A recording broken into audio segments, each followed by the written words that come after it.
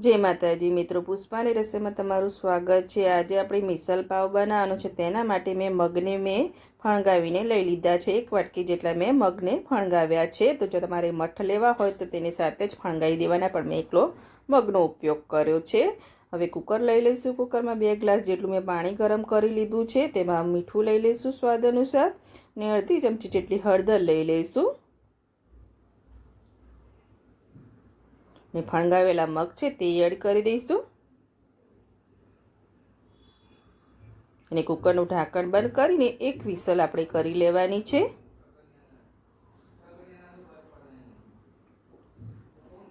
એક જ વિસલ કરીશું આપણે।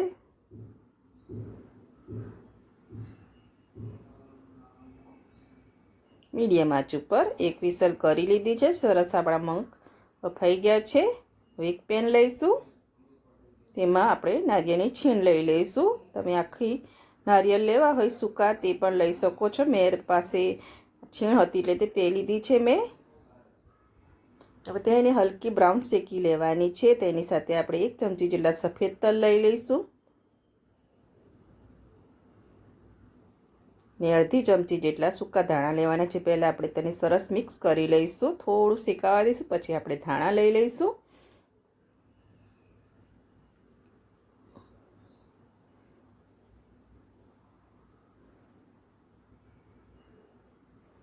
એક ચમચી જેટલા લીધા છે, ને અડધી ચમચી જેટલું જીરું લઈ લઈશું,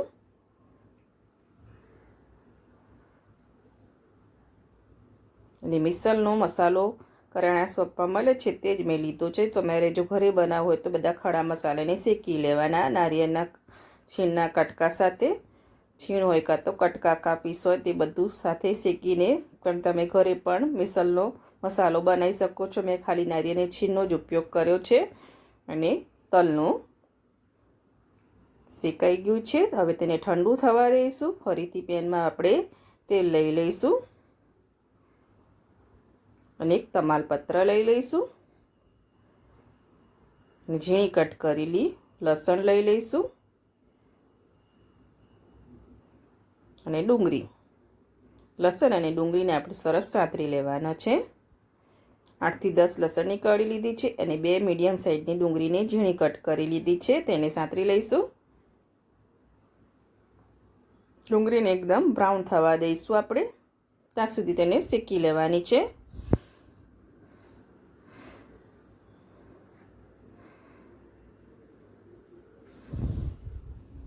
લગભગ 5 થી 7 મિનિટ જેવું લાગે છે મીડિયમ આંચ ઉપર શેકાતા ડુંગળીને। સતત ચલાવતા જ રહેવાનું છે, એટલે લસણ પણ આપણું સરસ સતરાઈ જાય।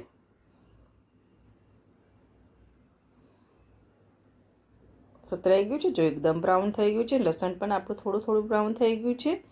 હવે તેને આપણે બહાર લઈ લઈશું ને ઠંડુ થવા દઈશું। અને બધું મેં ભેગું કરી દીધું છે, નારિયેળની છીણ અને લીલી ડુંગળી અને લસણ। લીલા મરચાંનો ઉપયોગ મેં અત્યારે નથી કર્યો, આપણે મિસલ બનાવીશું ત્યારે એડ કરીશું। અત્યારે ખાલી આપણે ડુંગળી અને નારિયેળની છીણને ભેગી જ લઈને પીસી લીધું છે, જરૂર પડશે તો આપણે પાણી એડ કરીશું। પીસી લીધું છે મેં। હવે એક પેન લઈ લઈશું, 2 ચમચા જેટલું તેલ લઈ લેવાનું છે। તેલને થોડું ગરમ થવા દઈશું। તેલ ગરમ થઈ ગયું છે, એકદમ ઝીણી કટ કરેલી ડુંગળી લીધી છે, તેને આપણે સાંતરી લઈશું। હવે આપણે લીલા મરચાં લેવાના છે, 2 લીલા મરચાંને ઝીણા કટ કરી લીધા છે, તેને પણ ડુંગળી સાથે સાંતરી લઈશું। તમારે પીસતી વખતે એડ કરવા હોય લીલા મરચાં તો તે એડ કરી શકો છો, અને આવી રીતે ડુંગળી સાથે પણ એડ કરી શકો છો। સતરાઈ ગઈ છે, લાઈટ પિંક થઈ ગઈ છે। હવે જે આપણે ડુંગળી, લસણ અને નારિયેળની છીણને પીસીને પેસ્ટ બનાવી હતી તે એડ કરી દઈશું। તેને પણ આપણે ડુંગળી સાથે સરસ સાંતરી લેવાની છે।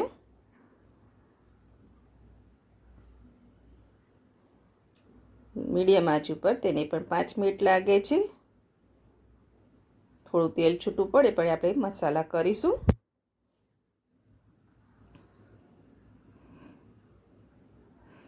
તેલ છૂટું પડી ગયું છે, પેસ્ટ આપણી સરસ સતરાઈ ગઈ છે। હવે મસાલા કરીશું। તેમાં લાલ મરચું લઈ લઈશું, 1.5 ચમચી જેટલું લાલ મરચું લીધું છે, હળદર લઈ લીધી છે, અડધી ચમચી જેટલી. મિસલ પાવનો મસાલાનું પેકેટ આવે છે તે લઈ લીધું છે મેં. 1 થી 1.5 ચમચી જેટલું આપણે મિસલ પાવનો મસાલો એડ કરીશું. મસાલાને તેલમાં સાંતરી લઈશું પહેલાં, અને પછી આપણે જે ફણગાવેલા મગને બાફીને રાખ્યા છે તે એડ કરી દેવાના છે, પાણી સાથે જ એડ કરી દેવાના છે. હવે મિક્સ કરી લઈશું, અને જરૂર લાગશે તો આગળ આપણે પાણી એડ કરવાનું છે. 1 ગ્લાસ જેટલું પાણી લીધું છે. ફરીથી જેટલી તમારે મિસલમાં ગ્રેવી જોઈએ તે પ્રમાણે તમારે પાણી એડ કરવાનું છે. ટોટલ મેં 1.5 ગ્લાસ જેટલું પાણી લીધું છે. 1 વાટકી મગ ફણગાવેલા હતા તેમાં. મીઠું લઈ લઈશું સ્વાદ અનુસાર.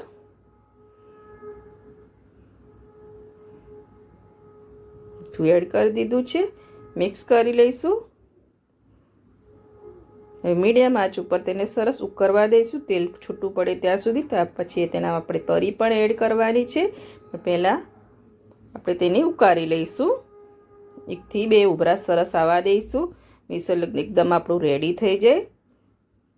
જો ઉકળી ગયો છે, મિસલમાંથી ઉપરથી તેલ પણ છૂટું પડવા માંડ્યું છે. એકદમ રેડી થઈ ગયું છે આપણું મિસલ. હવે તેલની તરી કરવાની છે, તેમાં મેં તેલ ગરમ કરી લીધું છે. 1 ચમચી જેટલું લાલ મરચું એડ કરીને તરત જ એડ કરી દેવાનું છે, એટલે તેથી આપણું મરચું બળી ના જાય. તરી બનાવી દીધી છે. જો તરી એડ કરીને 1 સેકન્ડ માટે થોડી વાર આપણે તેને ચલાવતા રહીશું. તેલ છૂટું પડી ગયું છે. અડધો લીંબુનો રસ લઈ લઈશું.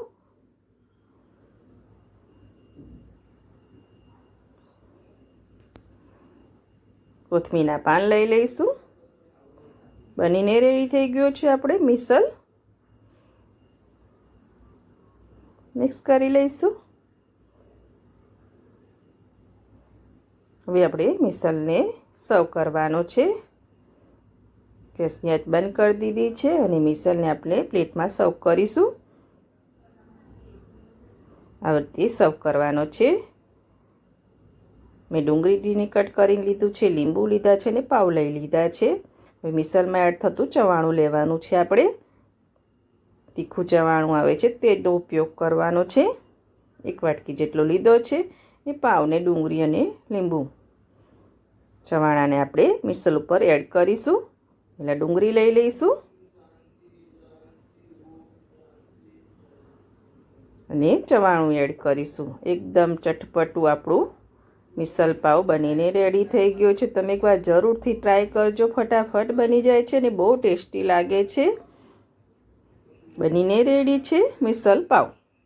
એની અંદર આપણે થોડો લીંબુનો રસ એડ કરીશું. ટેસ્ટ મુજબ તમારે એડ કરવાનો, તમારે જેટલું લેવું હોય તે પ્રમાણે એડ કરવાનું છે. થઈ ગયું છે.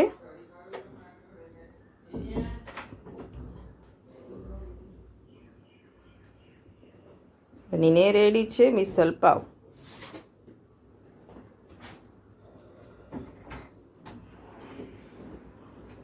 એકદમ ઝટપટ ને ચટપટું આપણો મિસલ પાવ બનીને રેડી થઈ ગયો છે. અને જો તમને આ મારી મિસલ પાવની રેસીપી ગમતી હોય તો મારા વિડીયોને લાઈક કરજો, સબસ્ક્રાઈબ કરજો, અને બેલ આઇકન જરૂરથી દબાવજો. એકદમ ટેસ્ટી ને ચટપટ બની જાય એવો મિસલ પાવ બનીને રેડી છે.